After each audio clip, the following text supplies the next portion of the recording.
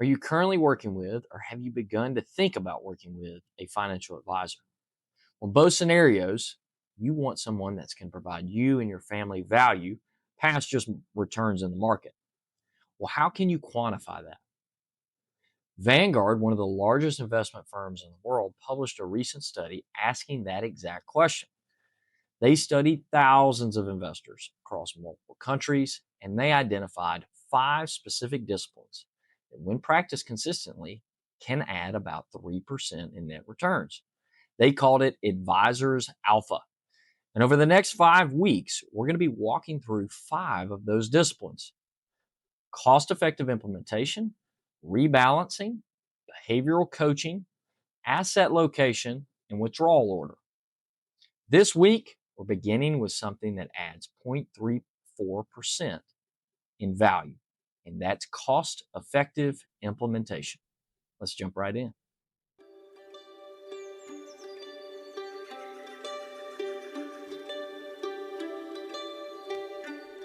So, what is cost effective implementation?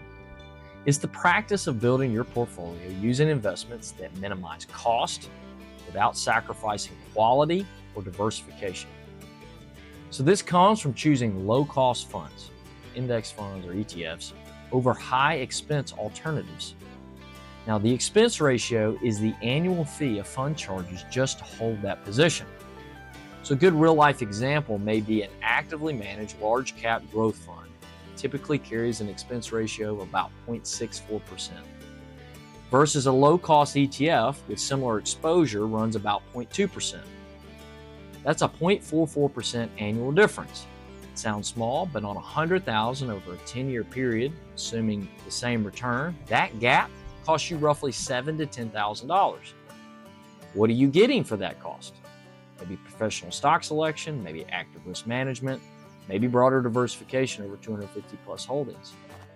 What you have to ask yourself is that active management producing enough extra return or value to justify that extra cost? That's the balance, and that's exactly what cost-effective implementation is designed to help you find. So how does this benefit you, the client? Well, every dollar not paid in fees stays in your portfolio, and for you. So lower cost is more of your return compounding over time. This advantage exists in every market condition: up year, down year, or in a flat year.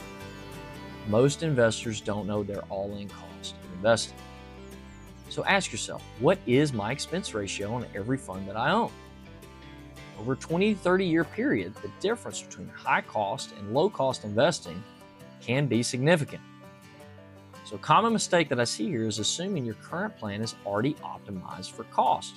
So take a look at your expense ratios as a good starting point. Just like everything in life, we desire balance. We want to be able to balance cost for return to find the most value. The goal isn't just cheap, it's cost efficient. A good advisor evaluates whether what you're paying is proportionate to what you're getting. That includes fund expenses, account fees, and advisor fees, the full picture. The question isn't, is it cheap? It's, is it worth it? When cost and return are in balance, your portfolio works harder for you without added risk or fees. So a common mistake here is paying premium prices for actively managed funds that underperform their benchmark. So ask your advisor about the total cost of your investment strategy and portfolio. If you want some help determining your current cost of your portfolio and some potential alternatives that may bring your assets more value, it'd be an honor and privilege of mine to help you do that. Please click the link below to schedule a 30-minute call with me to get that process started. Next week, we'll be jumping into the value of rebalancing. See you then.